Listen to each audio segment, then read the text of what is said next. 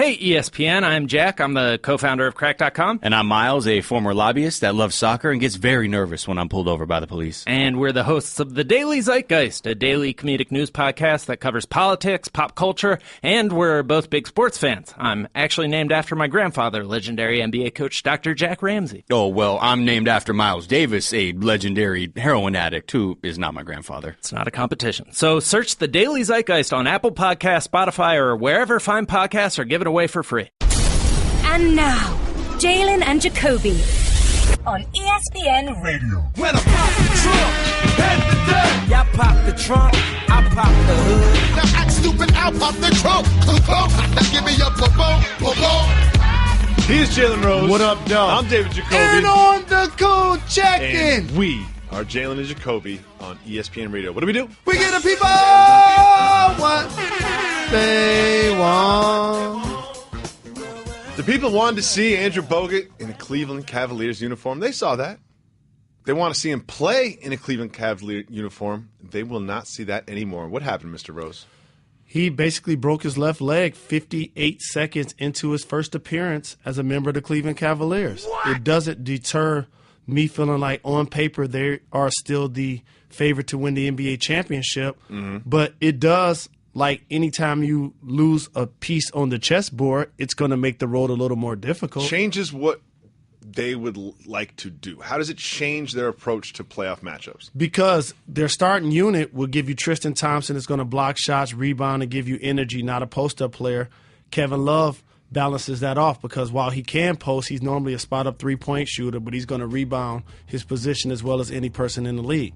But then you had viable backups that were veterans, that were starters at one time in the league, that were productive players like a Channing Frye, who's always amongst the league leaders in bigs, making threes and three-point percentage, and then Andrew Bogut, who was going to basically give you what Tristan Thompson gave you, and also somebody that's more familiar with the Golden State Warriors culture and wanted to beat them just as much, if not more, than you because he played there and was unceremoniously let go. So I think adding him would have made them the clear-cut favorite. To me, they still are the favorite, but it's going to be a little bit tougher. It makes the road to the finals tougher for the Cavs. I mean, think about Valanciunas specifically on the Raptors because we kind of feel like that could be a potential Eastern Conference Finals matchup. And, you know, Bogut's someone who matches up nicely with him. And also, too, Bogut actually has skills. He can pass the ball. He can play the high post. Great illegal pick setter. And so with that, it just gives you a different look from Tristan Thompson and more fouls up front that you could throw at the other team's position players that play minutes at 4 and 5. So here's a question that immediately went through my mind while I watched this. It looked like a freak accident. Like this wasn't landing on something or trying to make an athletic play and landing under the basket like Paul George did. It just looked like a freakish accident. And it just seems like this sort of thing happens to Andrew Bogut more often than other players. And just from a general question is, why do these things seem to happen to some players more than others? Look at LeBron James, always healthy. Andrew Bogut, always injured. It's one of those things that you can't quantify as an athlete. There are players that have the durability that seem like they can run through a brick wall, play every day, and bounce right back. Then there are the players that you say, man, if their career could have been injury-free, we could have got a chance to enjoy them much more often. And then you have the player who's early in their career, like, say, a Brandon Roy, who's an all-star level player. His career had to be cut early by injuries. And then you have another player like Greg Oden who couldn't produce, plus was injured. So it affects players at different points of their careers. For Andrew Bogut, he's had a long career. He's got a lot accomplished. He's made a lot of money. Obviously, unless you're nobody said ever, you've made enough. So for him, I would think that he hopes to rehab and get back into the NBA one day, but there's no way to truly dictate or determine why certain players just get hurt on freak plays like that one. Could he be back for a potential final? Not at all. No way. He's a 7-footer. He's big boned it. That's a lot of weight to carry. It's a lot of mass that he has to rehab with. And I just don't think, based on that injury, he's going to be returning this year. When he sees this happen, what goes through general manager of the Cleveland Cavaliers, LeBron James, David Griffin's mind when he sees this? Wasn't meant to be. That's the first thing that went through my mind. Like when Matt Barnes got picked up by the Golden State Warriors, you could look at his checker pass like, wait a minute. Wasn't he in the locker room with Hennessy in Philly early in the year? 4 weeks ago? Yeah. Did he just have a case in New York City pending. That he had to have delayed just in case he went to the finals. And then lo and behold, he gets picked up by the best team in basketball, a team that he was productive for. Now he's in the starting lineup. Starting lineup for the Golden State Warriors. So there's no way to truly dictate how it plays out. And fortunate for Barnes, but really unfortunate for Bogut. There's a gentleman in the NBA, his government name is DeMarcus Cousins. Boogie! Also known as Boogie. Boogie has had a difficult year. It hasn't been all roses since he was traded to the Pelicans. A lot of panties on his head, but a lot of losses as well. There's video of not his game from last night against the Jazz, but video of his game against the Lakers. Here in Los Angeles, Staples Center's crowd is fired up, talking to him about this and that, and he is getting a lot of flack for saying something very disparaging that I cannot repeat to a fan. And it was videotaped on a camera. What led to that incident that elicited that response was this from a fan. Fat boy, how many you got, baby? What's good, fat boy? Fat boy! Fat boy! Fat boy! We got donuts. Milk and donuts, fat boy. Hey, fat boy, I got some donuts for you. Krispy Kreme, fat boy. Now, you know I always say, you can be mean if you're funny. I did not find that particularly funny, but it was mean. And my question for you is, how much of Boogie's response is his fault, and how much is it the fault of the people that are yelling these disparaging things at him? We talked about this with Shaq and JaVale McGee. My job is to analyze, say what I see, and have an opinion. I get paid to do that. Not antagonize. That bullies, that piles on, that you have bloopers of a player 2 times more than everybody else, and it becomes, ha ha ha, nah, nah, nah, nah, ha ha ha ha. You're teasing. That crosses the line. You can cheer for your favorite team. Mm-hmm. You can root against the opposition. But once you call me Baby Huey, Fat Boy, tell me to get the donuts. Donuts sounded good. You now make it personal.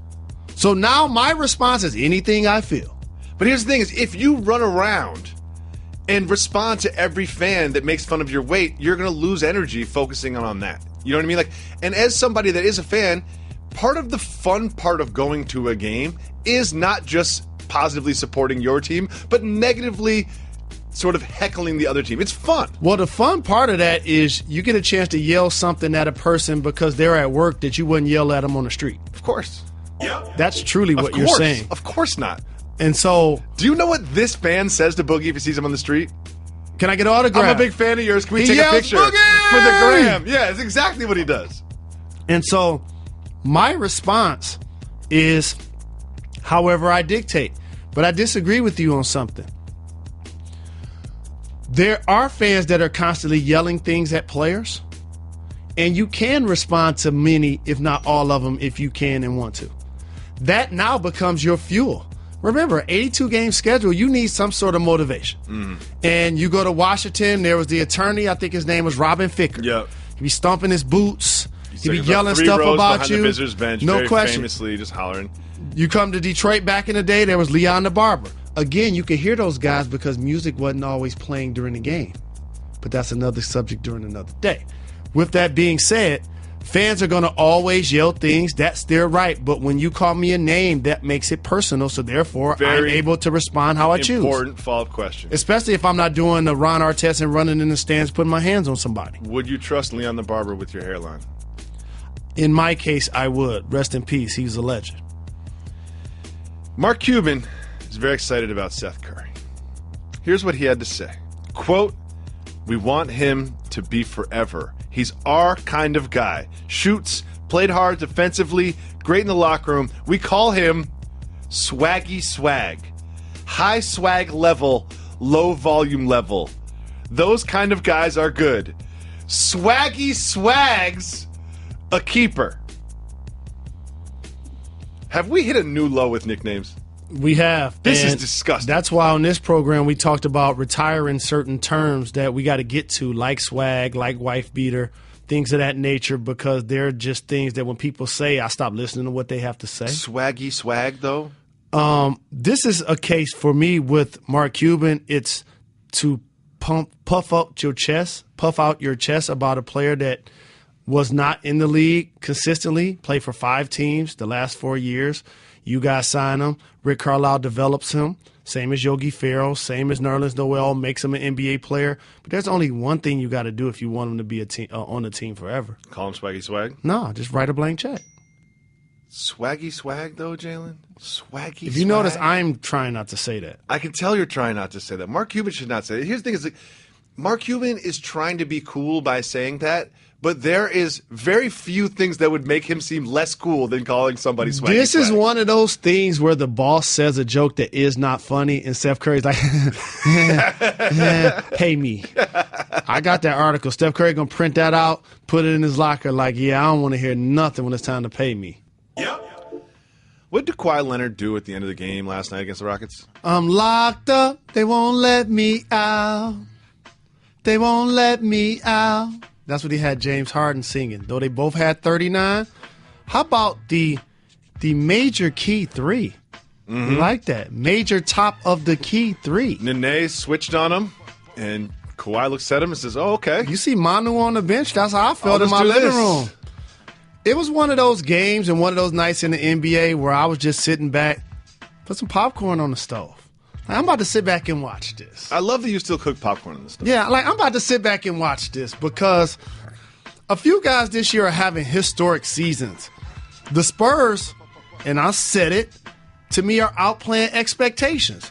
If you thought that at this point of the year, the Spurs will only be 2 games behind the Warriors, with 2 home games remaining against that team and no Kevin Durant, with a chance to get the number 1 seed, and only had 1 All-Star, and his name was Kawhi Leonard, you couldn't say that you saw this coming. I would say, how come Popovich is resting his players? And so Kawhi Leonard has been dazzling this year, and the improvement in his game in particular is with his ball handling, how he's able to create for himself, create with others. And I appreciate the fact, though he's flirting with the 50 from the floor, 40 from 3, 90 from the line, he still mixes up his game. Mm-hmm. Plays mid-post, plays low post, does jab steps, does jab step backs. So he has a complete game. And did I say he's about to be he's about to win his 3rd straight Defensive Player of the Year? What about Draymond? His 3rd straight. What about Draymond? Draymond's campaigning, Not saying though. that I'm Draymond's the trying. one. No, sorry, I'm live. He's number 1, 2, 3, 4, and 5. So Draymond is 2nd, unfortunately, in the kind of like when the Jordan era when he's winning championships. After his major key 3, he ran down the other end, blocked James Harden's shot. So within 7 seconds, he had put his team ahead, stopped another MVP candidate from scoring. And can I stop you right there? Because I want you to finish. Because that reminded me of Charles Smith. And here's what happens when you play basketball. You know this. It's about momentum. So when that first good play happens, it seems like they can butcher you and they ain't call it. Charles Smith got fouled on that play. Like Nene last night got fouled. What? The second time he shot it, oh yeah, he got fouled. But they ain't gonna call it because at that point, Kawhi had a great block. Kawhi and Aldridge had a good challenge.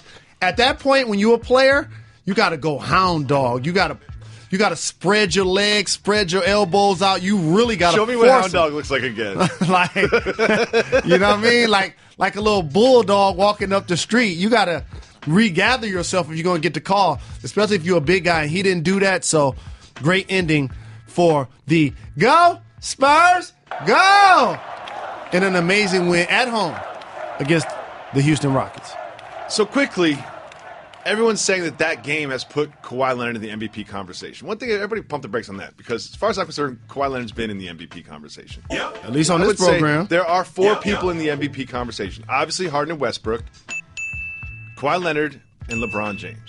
What I want to do, Jalen, is focus on those 4, and I want you to make the case against each one of those 4. Let me start with Kawhi. Okay.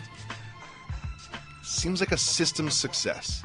Seems like a Popovich, Spurs, culture, systematic success.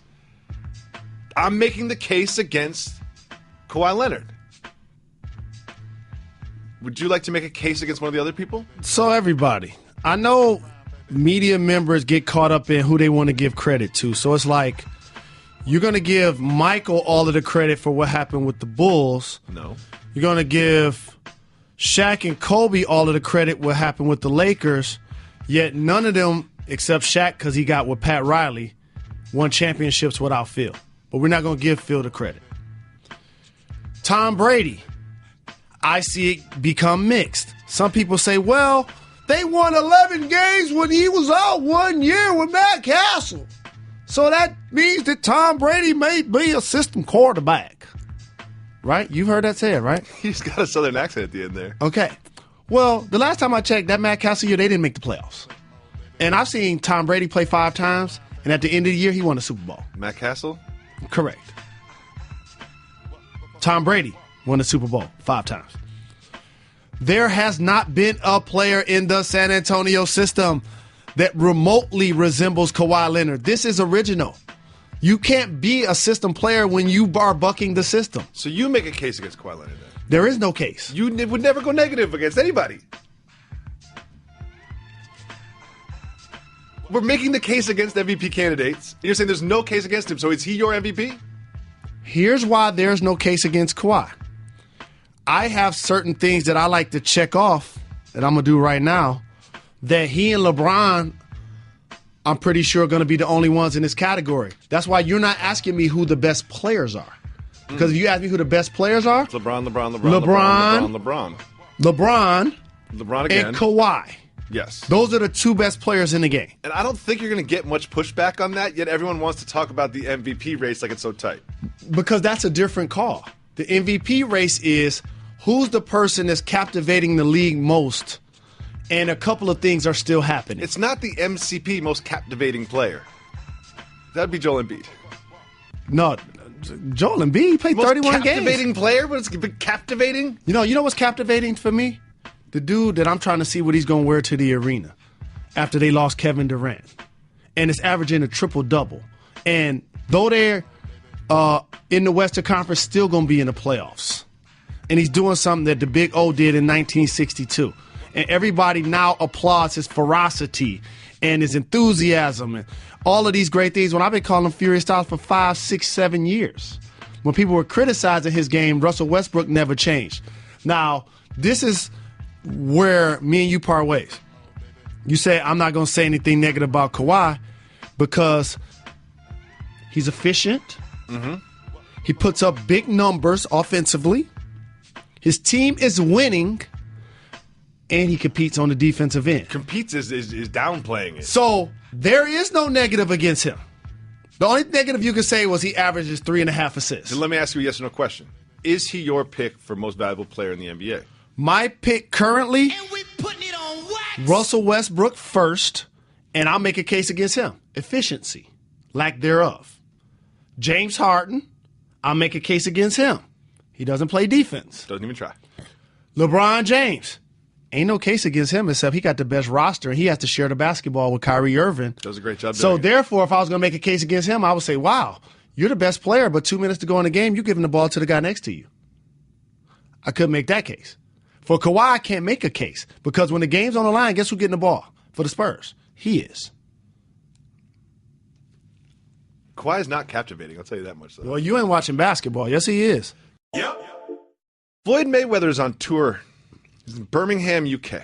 I'm not exactly clear what the tour is or what he's doing there or what he does when he gets to these places, but there are some more details as to what's happening out there. We reported to you yesterday that the Money Team bus was burned, filled with gasoline and burned while he was there. Well, guess what, Jalen? We have some more information. According to The Sun, they reported the following about Floyd's actions in Birmingham, England. Quote, a number of the women who accepted the American star's offer to join him in the VIP section were at the club with their boyfriends, who were left upset when they were turned away from joining their partners in the exclusive section. I have a question for you, Jalen. If your current girlfriend leaves you to go to a VIP section with a celebrity, that's not a good look. Is that your current girlfriend really? No. Not anymore. No. It was when y'all got dressed. It was when y'all stood in line. Drove over. It was when he probably paid for both of y'all to get in. Exactly. But that action, that's a harsh reality. How's that conversation go? I'm just trying to imagine what I would do if my wife was just like, you stay here. I'm going to go party No, but here's with Floyd Mayweather in the VIP section. We talked about this the other day. I'll text you in an hour. We talked about this the other day. So that's the difference between having a respectful breakup and a disrespectful breakup. What you just described is a situation where there's a couple and one person basically cheats on the other. It wasn't cheating, but, it was disrespectful. What do you consider cheating? Let's just not get into it.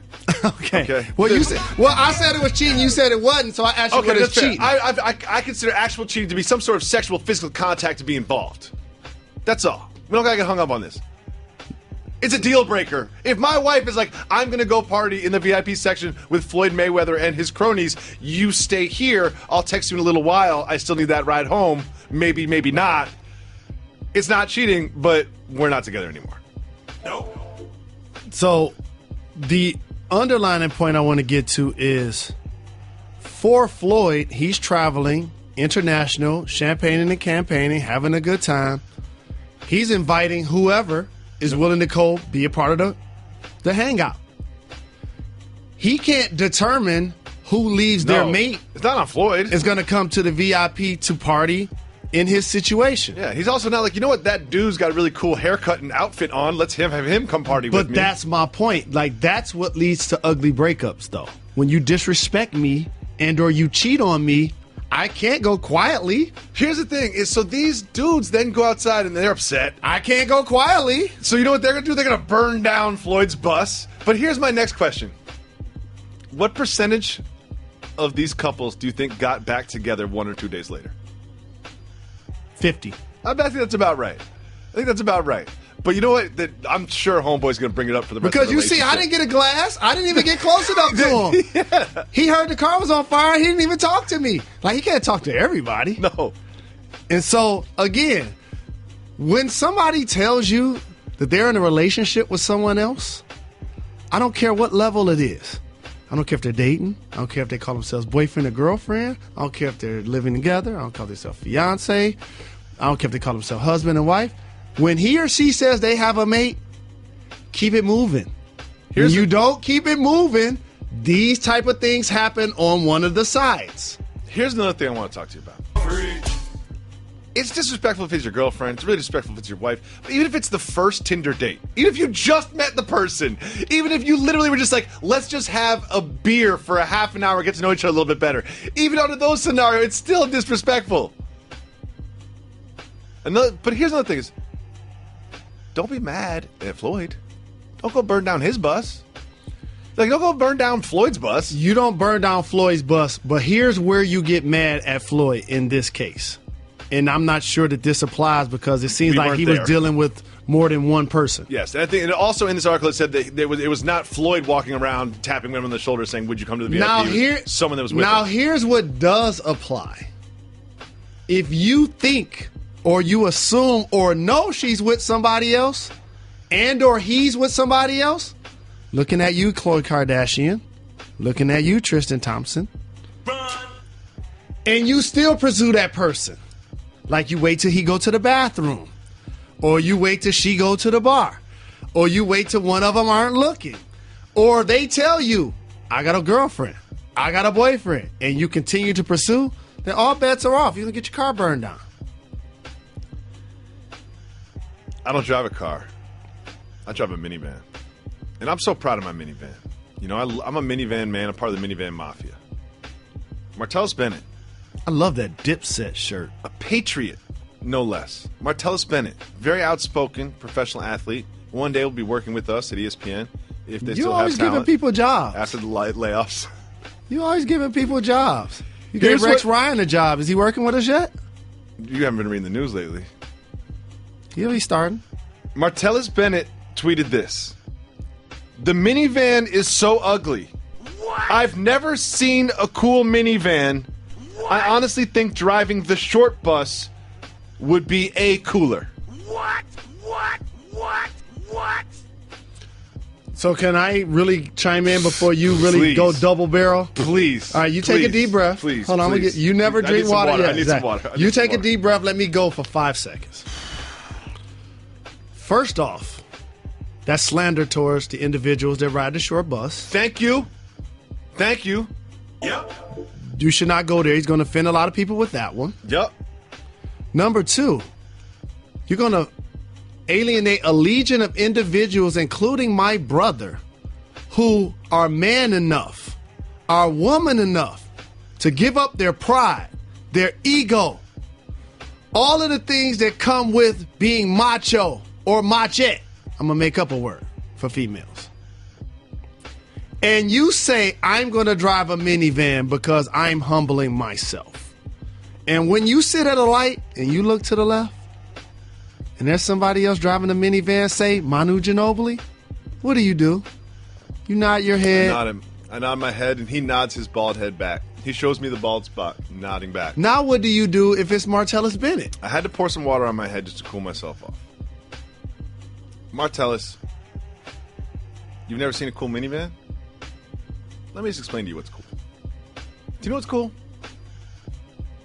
Driving around my family that includes 3 children and my wife, and then using my stow and go seating to pop a seat out of the floor and pick up my grandmother-in-law, putting all those people in. You know what else is cool? Going to Costco, buying Costco-sized diaper bags, buying Costco-sized baby foods. That's really cool. You know what else is cool? Looking at my panoramic mirror right next to my windshield that gives me a full view of all of the people in my car. Do you know what else is cool? I got cup holders. My cup holders have cup holders. There's cup holders, 3 cup holders per child. We could have 4 dozen beverages, Martellus. What? You've never seen a minivan look cool, Martellus? Remember you said that. Because you know what? There's nothing cooler than taking care of your family. And I feel bad for you, Marty B. And I feel bad. I'm not mad at you. I feel bad for you that this is your worldview. I feel bad for him. He'll learn. You don't make short bus jokes. No. For real. You're just going to offend everybody that drives a minivan and takes care of their family, that loves cargo space and perhaps road trips, and I don't know, or outdoor activities. And then you're going to offend those people. And just you know what? I'm going to make a short bus joke at the end. Marty B, I don't think I'm going to buy your mixtape when it comes out on Friday. Nope. And I was really excited about that for my weekend. You want to move on? You going to be okay? My head's wet. No comment. It's not a binary world, Jalen Rose. Not a black and white world. Not a yes or no world. A lot of gray area. We explore the gray area with this segment we call 0 to 100. Are you ready? Yes, sir. 0 to 100. How much did Dennis Schroeder deserve to be benched for almost the entire second half for arguing with Dwight Howard instead of covering Steph Curry? 20%. Ooh. I don't agree with him being benched the rest of the game for that infraction. I don't either. This is one of those things, as somebody that played sports his entire life, this is one of those things, and by the way, Coach Bud is doing a terrific job in Atlanta. They won 60 games a couple of years ago.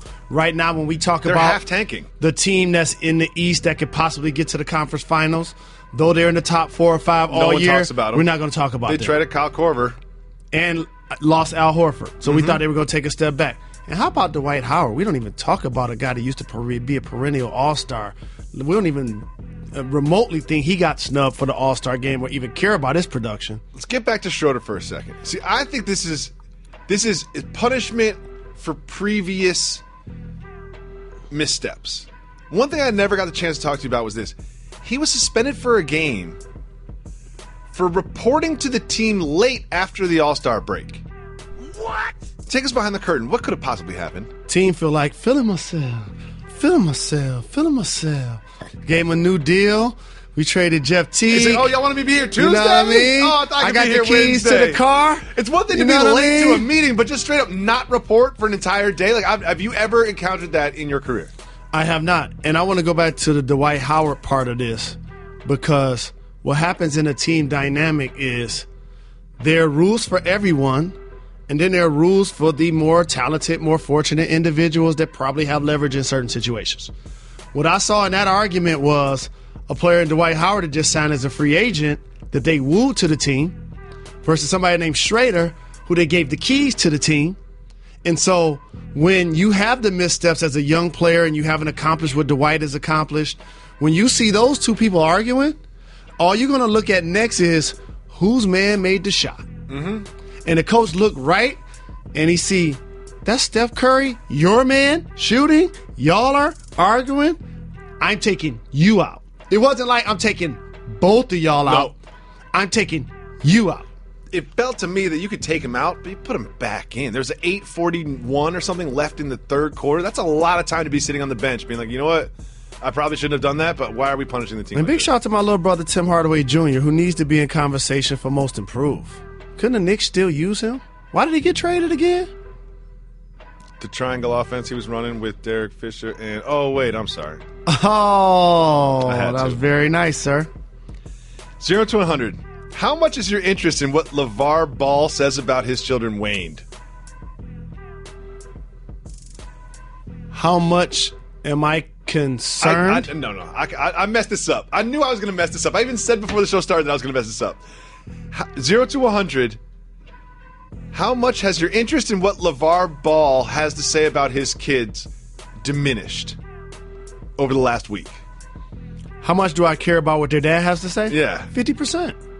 Aren't you? But isn't it just kind of like at first it was like, oh, whoa, he said he's better than Steph. And then he gets on another show. He's like, he's better than Steph. And he says it again. It's kind of like, I'm starting to get a little disinterested in this. So media members are hypocrites because these same people who criticize the dad for having confidence in his son are the same people thumping their chests on TV and radio all day talking about how great they are. And the other thing, which is the equivalent of what his son, what LeVar Ball is doing, anytime you see somebody in the media doing two things, you should change the channel. Bragging or begging.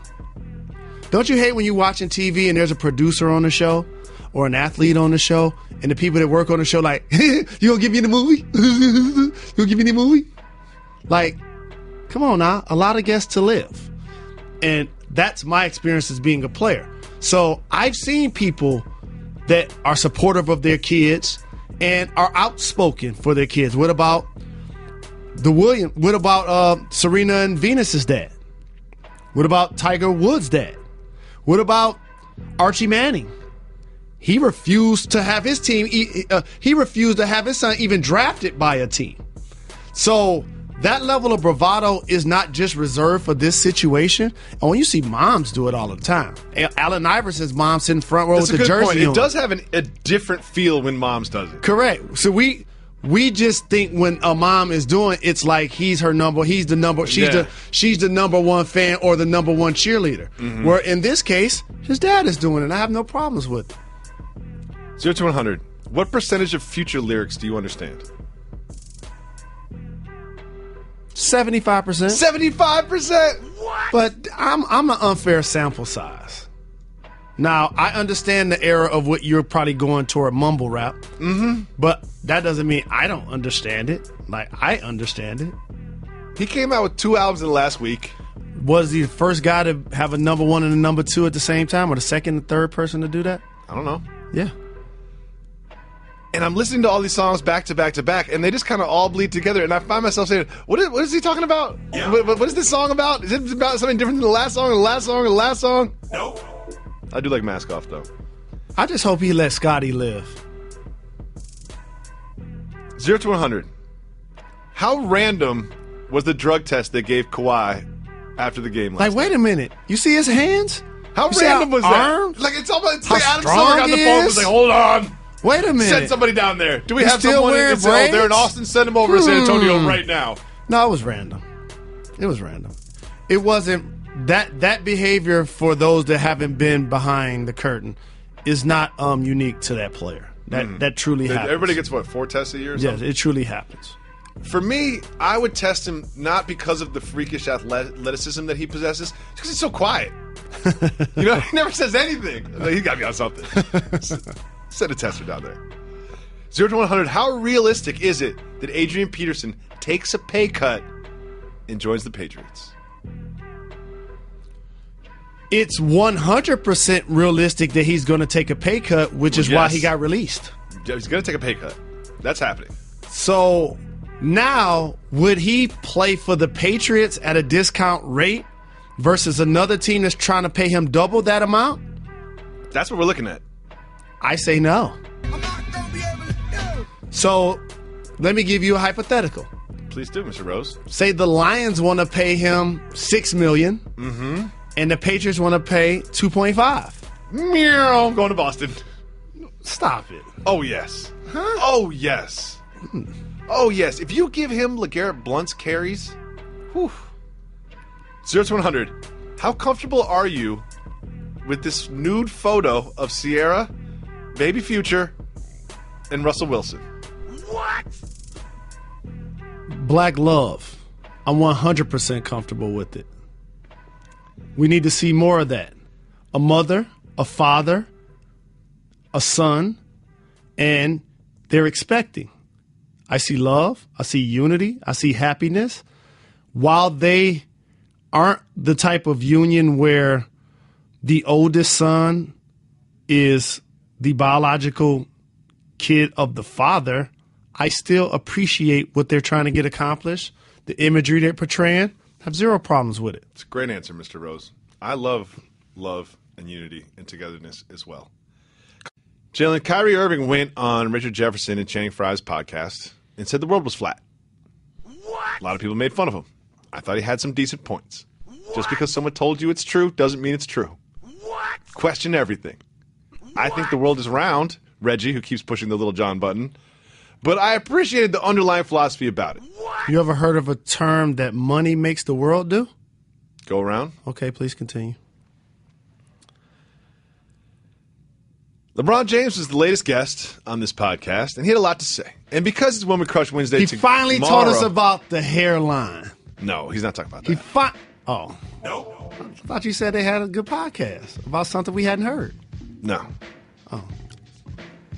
This is the problem, Jalen, and we learned this early. You can get real comfortable on these podcasts. You can get real comfortable on these podcasts. You know, something doesn't even feel like it's going to be broadcast to the world, and that perhaps one day your wife could hear it. But they can. But he didn't end there. He did something that he's done before, once again, on this podcast. Let's listen to it. My favorite cartoon growing up was probably Pink Panther and Tom and Jerry. Oh, it was my favorite. It was my favorite growing up. I watched Tom and Jerry every single day. And also, you know who I love too, was Wile E. Coyote and Roadrunner. He said I watch Tom and Jerry every day. So now he's watching The Godfather every day, and now he's watching Tom and Jerry every day. LeBron, hyperbole. Look, you're not doing this every day, LeBron. You just got to learn what that means. Does he know how long a day is? Does he know a day starts when the sun comes up? Well, you can't be watching Tom and Jerry and The Godfather every day, but obsessed with winning and always in the basketball gym. And then apologize to your wife because you tried so hard in the process. He got 82 games a year. LeBron, I don't believe. But you know what I like? In this era of media coverage, in this 24-hour cycle, not only is he winning championships and has established himself as the best player in the game, he's smart enough to shape his narrative. And watch Tom and Jerry every day. Underrated cartoon. Yep. But one thing he did, which I liked, is he said this about the support of his wife. Let's give it a listen. I am addicted to the process. I'm addicted to the process. It's so funny. I just told my wife the other day that I apologized to her. She was like, what are you apologizing for? I said, because the journey that I'm on to want to be the greatest to ever play this game, or the point where no one ever forgets what I accomplished, I've at times lost the fact of how important you are to this whole thing. I want you to understand that along this journey, while I'm playing this game, that there will be times where I'll lose the fact of how important you and my 3 kids are, my babies are, because of how indebted I am on trying to be cemented in something that will last forever. Please let me take this. Please do, Mr. Rose. Okay. Let me teach all y'all something, including you, LeBron. You know when that dynamic is really tough? And it's a situation I created on my own. I'm not looking for anybody to cry any tears for me. I'm not looking to bust my arm to pat myself on the back. It's a situation that I created because I'm an adult. I didn't get trapped. I didn't get tricked. It's when you have kids and you're not married.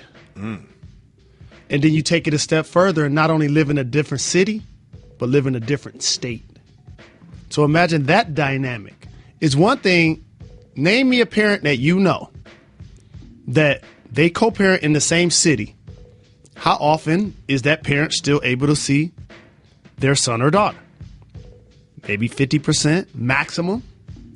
Other than that, it's less. The government dictates who the son or daughter lives with in a custody situation, not the parents.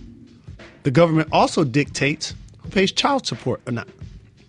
So what I want to teach LeBron and teach everybody else is that everybody that has a job and or a career and spend 8 hours a day trying to do what they can to put food on the table, to try to make sure all the bills are paid, to try to secure not only the present or the future for their family, have this exact same dynamic.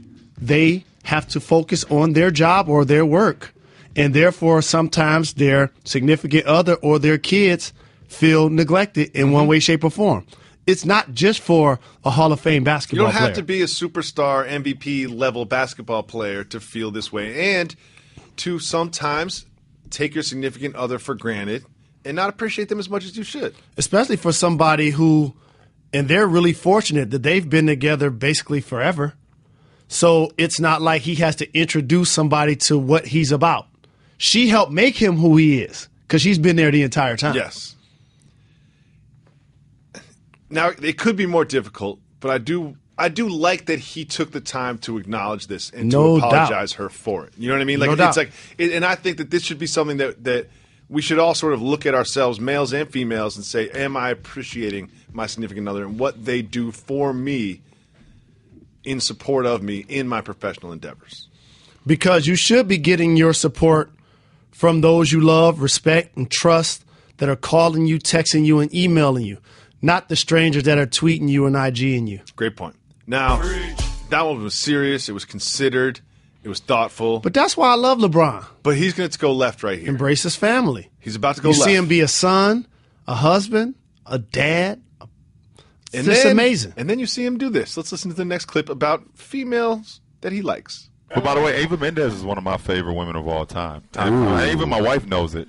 It's like 3 Jennifers. Like, I love Jennifers. Like, I'm a Jennifer Aniston guy, a Jennifer Lawrence guy. At the Oscars? Jennifer Lopez. Ooh, and those are my 3 Jennifers that I love. And then it's Scarlett Johansson, and it's Eva Mendes. You think Savannah listens to this podcast?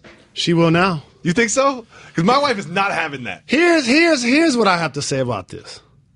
LeBron, I know you're happily married, but don't show us. You were just talking about... Because you named too many people. You were just talking about how she supports you and you don't appreciate... Yeah, the list was long. You're naming too many people. No, Jalen, if you thought that was a violation, listen to this next clip I really want to talk to you about. Oh. And I have to put her in another one in there, too, but it's my guy's wife, too, so I don't like to talk about her. But Jessica Biel. Jessica Biel is unbelievable. Hey, JT, you my man. We talk all the time. You're my guy, too. Man. I love you, dog. You got an unbelievable wife, man. Congratulations to you. JB you know is my girl, dog. Don't talk about my wife like that, LeBron. You know I'm against this. You hear RJ whispering in the background, Jessica Biel. It was just like, wait, what is happening now? JT, you my man, though? You got a great wife? That is not a compliment. That is not a compliment when you're lusting after my wife right after you got done being like, you know what, Savannah, what she does to support me and my 3 kids. I know that you won't even let me talk about how beautiful Beyonce is. You won't even let me finish the last syllable of Beyonce without you saying what? That's Jay-Z's wife. You say it every time I bring her up. So let me get this right. Hold on. Hit the brakes. First off, you having a little too much fun salivating over somebody else's girlfriend, wife, fiance, significant other. And then all of like y'all. Just because you say his name makes it cool. Oh, you my man, though, JT. And here's the other thing. If your wife or your boyfriend or husband, if you have a celebrity crush, you can't have 10 of them. No, you can't. So here's how that works. Imagine if she was somewhere on a podcast and somebody asked her the same question. He wouldn't like if he named 5 or 10 other guys. Oh, yeah. He wouldn't like that at all. So it's not a compliment Nope. when you shout me, but then salivate over my wifey. And also, it's like Savannah doesn't want to hear that. You know what I mean? She doesn't want to hear that. She probably is not going to listen to this podcast. You know what I mean? Now she will. Somebody's going to let her hear it. You think so? I don't Yes. think she's going to listen to this podcast. Now she will. I know which parts of this show my wife listens to, so I speak differently in each section. And He like Eva Mendes, Jennifer Aniston, Jennifer Lopez, He just Scarlett opened Johansson, up the Jennifer folder. Like that was just the Jennifer folder for a while there. Bill. Oh no! And then the way that the hype man was like Jessica Biel. He's my man, though. He knows that. You know what? He's my man, You know though. what? We left off a word actually that they were behaving like. Oh, I know what the word is. Thirsty. Thirsty. I knew you were going to say that. Get off the bandwagon. LeBron, I'm never, ever, ever introducing you to my wife. A lot of news in the world of sports and pop culture. Some of it's important, leads to good discussions. Some of it not so much. We separate the two in this segment that we call Keep It Moving. We be moving, you know we keep it moving. Jalen likes the topic. Says hit the brakes. It's time to keep it moving. We keep it moving. NFL Network's Mike Silver is saying that more likely than not, the 49ers acquire Kirk Cousins. Keep it moving. We be moving, you know we keep it moving. There's a 62% chance, according to people that make these sort of calculations, that Russell Westbrook will finish the season with a triple-double. Hit the brakes. Let's talk about it. They lost KD when they lost Serge Ibaka. I came on this very program, and just like it was unusual how when KD decided to leave, so many people were trying to look at reasons Russell chased him off, or what's wrong with Russell's game that he feels like he can't win a championship with him. Mm-hmm. Oh, he shoots too much. Oh, he's too aggressive. Oh, he's not a true point guard. So what did he now do? He upped the ante. He played a lot better. He's leading the league in scoring. He's getting 10-plus rebounds. He's getting 10-plus assists. Barely. His team is in the playoff hunt. Oladipo's been in and out of the lineup. Cantor's been in and out of the lineup. They don't truly make the 3-point shot consistent. No. And so for him to put up the type of numbers that he's put up on a historic pace, along with James Harden, it's very impressive. It's not to be overlooked. In his heart of hearts, is Russell Westbrook more concerned with averaging a triple-double than he is his seeding in the Western Conference playoffs? They go hand in hand. They win 80% of their games when he gets a triple-double. They win 38% when he doesn't. 38%, the same chance he has to fall below a triple-double on season average. However, it's not what I want to see happen. Next, Mike Glennon is eyeing Chicago as a preferred destination. We be moving, A lot of Mike Glennon today in sports news. People were taking airwaves time talking about Mike Glennon. A lot of Mike Glennon. A lot of Mike he's Glennon 6'8", today. and he's the best backup available. Mike Glennon. Yasiel Puig's house was burglarized. Hit the brakes. Oh, okay, thank you. Usually when somebody's home is burglarized, it's from the influence of someone that's been there or somebody that's been there that's talking to other people about what you have that now want to come there and take it from you. Mm-hmm. Just wanted to spread that word to the wise. A couple things I read about this on TMZ, where we get a lot of stories from. Shout out to TMZ Sports. This is part of a rash of celebrity burglaries. There's been Derek Fisher, had all of his championship rings stolen. Jim Buss probably did it because he wanted to make sure he's got some before it's all over. The Jim Buss jokes don't work for me because he in the ownership group. They work for me. He worth $500 million. Alanis Morissette was burgled. Do you know who that is? An artist. You know her musician. song. You know the ironic song? You know that song. I don't. Okay. Not surprised. Spell Morissette. Morrisette. You've never heard of her, so how are you going to even fact check me on this? Next. That was actually not that hard to spell. I don't know if we even got it right. You got nervous. And you got it wrong. Well, make sure y'all keep that. Make sure y'all keep that. Brandon Marshall could possibly go to the Patriots. Hit the brakes. While not what's considered a burner at the receiver spot, no, would be a terrific possession receiver in the middle of the field and exactly in the red what zone. Tom Brady likes to work He's with. a veteran, and he's never played in the playoffs. He will come to the team hungry, thirsty, and willing to learn. I don't think it would end up like an Ocho Cinco situation that didn't turn out so fair Also, when he Ocho went Cinco there. lost tapes right there. He was in the Super Bowl for the Patriots. Tony Romo. Keep it moving. He's still with the Cowboys, right? Yeah. He's still Jerry Jones' surrogate son, right? Yeah. Okay. The Iditarod is starting up soon. Hit the brakes. Yes. Yes. Yes. I've never been more excited in this program, in the history of this program, than I am right now. Do you know what the Iditarod is? No, that's why I wanted to hit the brakes so I could learn. I will tell you. I don't know much about the Iditarod, but apparently I'm the expert in this room. The Iditarod is a dog sled race. I think it's a 1,000-mile dog sled race where it is. I think that's cruelty. You think so? That's cruelty. Is Making it those dogs run out like that. Is the Kentucky Derby cruelty? Yes. To me, have you ever ridden a horse and actually felt what happens with the feet as you stick the horse to make the horse run faster? Do you think I've ever ridden a horse? Probably tried it once, a pony. Yeah, one time I was on the thing. Yeah, I've ridden a horse once. Okay. I ain't say How you many was times have you genuine. ridden a I ain't say horse? you was genuine. How many times have you ridden a horse? Bow, bow, bow, bow, bow, bow. Yeah, Iditarod is starting up soon. I don't think it's. I guess. No, I'm sad. Let's move on. Kemba Cruelty. Walker, Kawhi Leonard were named Players of the Week. I'm keeping it moving. Players of the Week. I was trying to think of what was LeBron and Kyrie doing this week. Big shout out to Kemba. Keep it moving.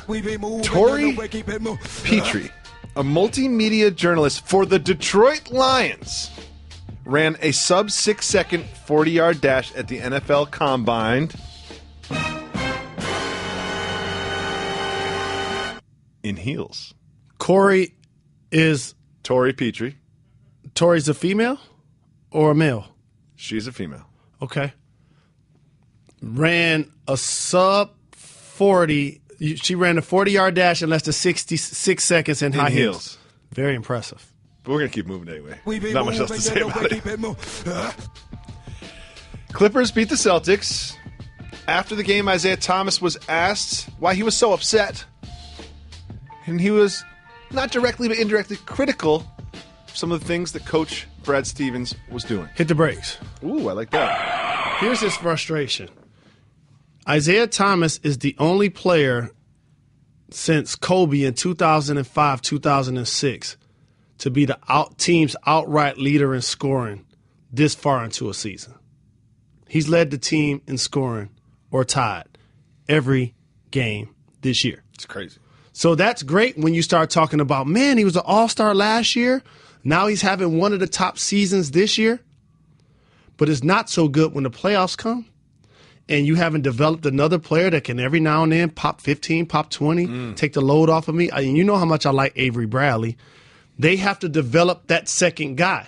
And when you go against teams that are double teaming him off pick and roll situations, that are forcing him to his right hand, trying to take the ball out of his hand, it can be frustrating. He loves Brad. He's raved about Brad. His coach Stevens so many times. No problem there. He's more upset with losing. He's just more upset with losing. He'd feel better if they got Gordon Hayward next year. There was a report that he didn't take his uniform off, just put a towel on his head and sat and stared at his locker for a half an hour. And where is he from? Ooh, I'm going to say the Pacific Northwest. Who did his dad root for when he was growing up?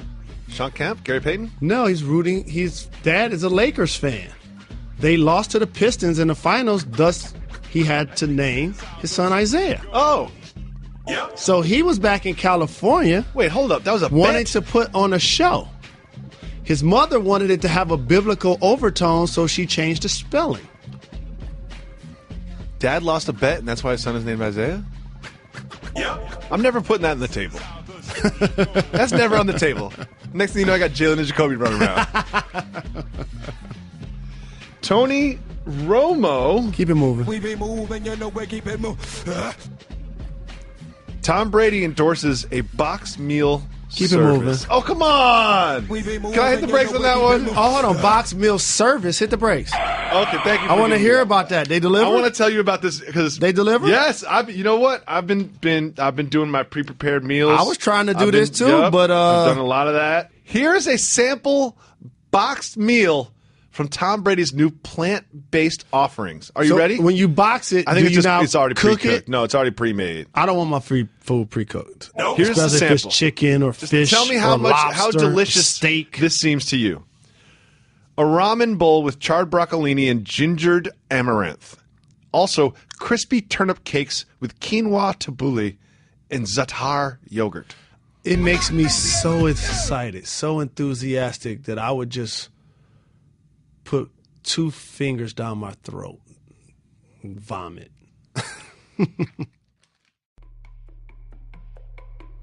You know what that sound means, right, Mr. Rose? Time to go to our hotline. Call 985-80-JALEN. Leave us a voicemail. We'll play it on the show just like this. What's good, guys? It's Felix from Seattle. Been trying to call, but hopefully this one makes it. So I recently started dunking, or at least training how to dunk. So I was wondering what tips do you guys have? And also, at what age, when did you guys start dunking? Give the people what they want, the boys. Felix, I love that. I love what he did because you know one thing I don't like? Lying. He's like, I started dunking. He's like, wait, he caught himself. He's like, you know what? I started training to dunk. Yeah. I love that about you, Felix. But something tells me that he wasn't directing that question at me. It was more of a Jalen Rose question. Big shout to Seattle, I love Seattle. Whose area has put multiple pros in the league lately that have been productive. Jamal Crawford, Jason Terry, Nate Isaiah Robinson. Thomas, Spencer Hawes. I'm even going to give him Kevin Love. Brandon Roy. Here's the thing I want to say about dunking. It's 2 points. Oh.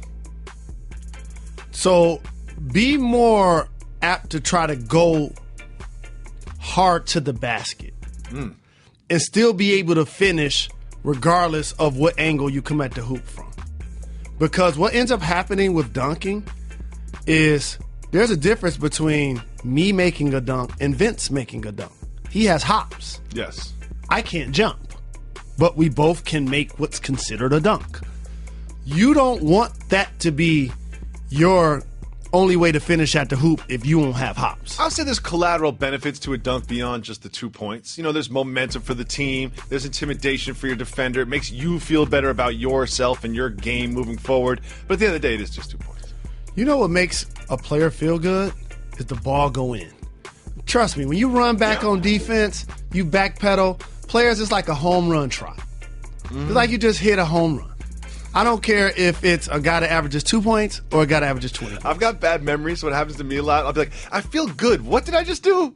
Oh, I made a shot. Oh, I made a shot. That's right. That's why I feel good right now. I made a shot. I forgot. And so, in order to dunk, I would give them the tips of, first, you got to strengthen your core. Obviously, your lower extremities, your legs, your thighs, your calves. Be light on your feet. Do some box jumps. Do some jump rope.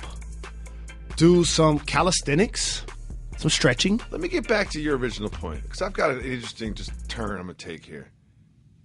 Kyrie Irving can dunk. But you know what? He scores a lot of layups.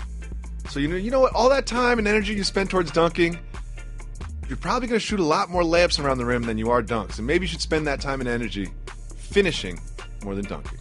Let's listen to the next voicemail. Yo, this is Roger from DC, twin brother of Gildan, who called in yesterday. My twin brother and I just finished watching the reality show Hunted last week. If you had to disappear and go off the grid, what would be your strategy? Peace. First of all, shout out to Roger. I'm sorry I made fun of your name last week. I didn't think you were also a listener to the show. You know what I mean? I figured only Gildan was rocking J&J every day in the headset. Well, we must have a red phone because they both got through back-to-back days. Yeah, for real. I got some of my own friends from Brooklyn calling, leaving voicemails, be like, how come I'm not on the show? He had a good question, though. If you were to go off the grid, what would be your strategy?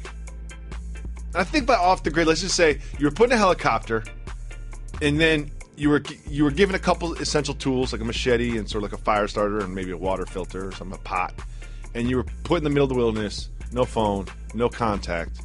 What are you doing?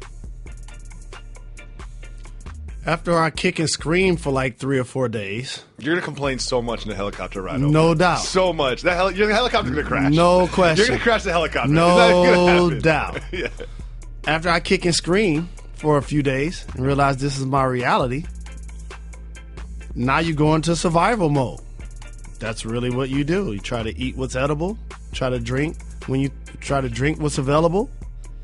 And I would try to create some sort of fire. I watch a lot of reality television based on this very concept, and fire is a that key creates element. a lot of smoke that hopefully gets me rescued by people who can't hear my voice or probably wouldn't normally see me. Let's listen to the next voicemail. Thanks, Roger. Jalen and Jacoby, what it do? Trevor from New Mexico. Okay, I'm really frustrated right now about my job, and I need the best way that I can quit this job when it's time. Thank you. What up, though, Trevor? Appreciate the call. Big shout to New Mexico. I'm going to keep it really simple here for all of the listeners. Get really close to your speaker. Or turn it up. Life changes one day. It's when all of your bills are in your name. Each one of them. Your phone bill, all of your insurances, your rent, your lease. Everything is in your name. If you're going to quit your job, my only advice would be, it's okay to appreciate your position while plotting your promotion. Don't quit your job unless you got another one. I would say that people I know, probably 40% of them are unhappy with their jobs. But you know what they're all doing? Still working their jobs and looking for another one. That's what you need to do. Another thing is, Trevor, is I think that you really want us to say, like, go in there and you know, and just say, I'm leaving this job and do something big and dramatic. But you never know how these people are going to re-enter your life later down the road. You never want to leave the people that you worked with, your former colleagues, no matter whether you like them or not, with a bad taste in your mouth. When the name Trevor comes up to those people that work with you, you want them to smile. And also, Trevor, it's a joy to be able to work into a field that you love, like we're able to do, where this does not seem like work. So the second thing I would encourage you to do is try to find a passion of yours that you could create a way to get paid from it and try to make that your life work, because clearly you don't like what you're doing right now. Let's listen to one more voicemail. Hey, Jalen and Jacoby, this is Joe from Dallas. I had kind of a random question. Okay, let's say, for instance, you're on like a second, third date. You take your date to the basketball game, and you get on the kiss cam, and y'all ain't never kissed before. What do you do in that situation? Do you just go for it? Do you ask? Like, I don't know. I was just thinking that. It's just a random question. It's out of the blue. You know what I'm saying? Just keep doing what you're doing. Keep getting them checks, man. Go Mavs. Gonna upset the Warriors. First round. Put it on wax. There's a lot to chew on that one. The Warriors eliminated the Mavs when they won 67 games. I promise you it's not happening the other way around. Thank you for the call. Go ahead, please. Joe, you have to be smart and careful in these situations. One thing you need to read is her body language. You have a split second to make a decision, and you have to look at her. She's not going to say, yes, Joe, it is okay to kiss me right now because we're in the kiss cam. She's not going to say that. And she's also not going to say, no, Joe, don't you dare kiss me just because we're in the kiss cam. She's going to say those things with her body.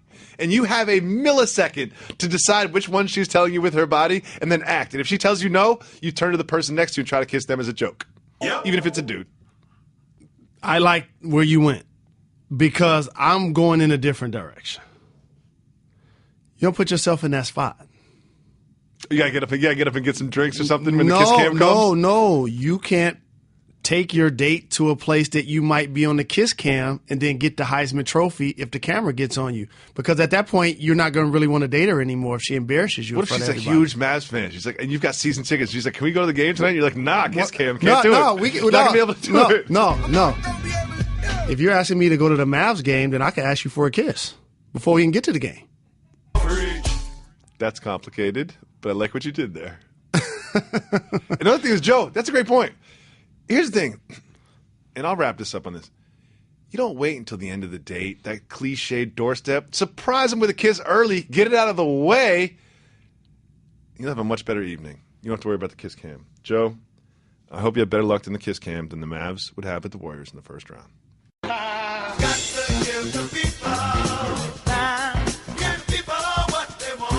First question is from Smokey Rondo. He asks a great question, has a great name. Smokey Rondo has this question. Can the Mavs overthrow the Birch brothers and take the 8th spot? No. Really? Because the Denver Nuggets have so many players in this league that you can count on a given night. Just recently, you saw Gallinari put up a big game. Wilson Chandler had a season high. Jokic, who was out, has had 4 triple-doubles this year. They added Plumlee. Will Barton showing phases. Murray showing phases of playing well. So they have so many weapons and young players that have been productive that I see them, Gary Harris as well, that I see them holding down the 8th spot. Yeah, right now Dallas is 2 games behind in the loss column, which doesn't seem like much, but when you only have 20 left, it gets a little tricky. It gets late early, as Yogi Berra likes to say. Let's go to another one from Smokey Rondo. This is for Jalen. Which level of basketball do you miss the most? The league. I figured you would say that. Let me see. How much did I get paid to play in college? Oh, 0. I didn't fill out any tax forms for that. You sure it was 0? Encounter. Are you sure it was 0? The league. Next question is from David. Have either of you ever considered playing lacrosse? Nah, too physical for me. I have this to say. I would say that I'm not a particularly gifted athlete. No one's gonna ever pay me to do anything, but I can do stuff. Lacrosse was the game that I was best at. I played 1 year my freshman year, got bumped up to the JV team. End of the season, got bumped up to the varsity team. Had a hat trick at varsity. Go Hurricanes. Then the next year, sophomore year, got mono. Couldn't play lacrosse. And then junior and senior year, I was like, after football and basketball, I'm going to chase girls. It's nice out. That's probably what I live in Amherst, Massachusetts. Like, I'm not going to play baseball or lacrosse. That's like, probably I'll be out. That's probably what got you mono in the first place. Exactly. Like, I'm going to be a 17-year-old going to frat parties at UMass. That's what I'm going to do with my time in the spring. Sorry, nasty Mom. chicken heads. Evan has a great question. I think I'll have more insight on than Mr. Rose. What's the most appropriate way for a grown adult to celebrate St. Patty's? I think when you're grown, you are an adult. Okay. Bit of redundancy on Evan's part there, but let's look beyond that. Wear all of the green and drink all of the green drinks you choose. See, I think that St. Patty's Day has turned into an amateur hour, like a New Year's Eve kind of a thing, where it's just drunken people all over the street, especially if you live in like a major city. That's how it is for Halloween. It's people's fantasy day. To try to dress a certain way you can't dress the rest of the year. There's children are involved. They can trick or treat. They're excited about it. Like St. Patty's Day has turned into like drinking holiday, you know. And I think that if you live in a major city, you know what happens right around 10 p.m. on every St. Patty's Day. They're just people puking in the street and just making fools of themselves. So to answer your question, I would say this: if you are in a relationship, have a nice meal. If you're not in a relationship, just go out there and just be a drunken fool, just like everybody else. Let's listen. Oh, listen to the next voicemail. What am I talking about? Jeremy has this question. And this is one that I've always wondered about. Always wondered this. I feel like this is one of those investigative reports that no one's ever really made because no one's going to ever say anything. Jeremy's question is simple, Mr. Rose. How much steroid use goes on in the NBA? Low percentage. But a percentage? It's not 0. It can be 0 because who isn't looking for a competitive advantage? So I'd be a fool to say 0%, but I would say less than people think, maybe up to 5%. Here's one thing I've learned from talking to athletes. I was under the impression that steroids make you big and strong. Steroids is actually the wrong thing to call them. Let's call performance enhancing drugs. There you go. You know what's called? They're not steroids anymore. Like whatever they were using the WWF in 1987 is not what's happening 30 years later. And whatever Roger Clemens and his wife was doing in his bedroom, They're not doing that anymore either. You gotta find it. Steroids are a recovery helper. Trying to get back from injury. You know, you're in the middle of a playoff series. It's more of something that helps you get back to 100 than take you to 110. And they're becoming much more sophisticated at that. So it's not just like, oh, look at that big, huge, muscular guy. He must be on steroids. Sometimes it might be someone you don't expect. And let me teach everybody the difference between your favorite sports. So I'll use the 3 most popular sports in the United States: football, baseball, and basketball. Golden Tee. The difference between basketball and those other 2 sports, after the play in football and baseball, it stops. When you make a basket in basketball, it keeps going. Yeah. The play only stops when there's a whistle. The other thing, in basketball, though some don't do it well, you're still required to play offense and defense. Most players. In baseball, there's one guy pitching, other individuals in the field watching. Standing around. There's one guy at the plate, and there are other individuals in the dugout watching. Chewing gum and in football, you have linemen who run maybe 5 yards maximum a play. Does not discredit the physical exertion that it takes to be a lineman. But then when the other side of football is on the field, sitting down. You're sitting down. Steam coming from your head. So because of that, being a basketball player, it doesn't just benefit you to be big or to be bulky. Or nowadays, too, what has changed in the game, you remember how that guy that had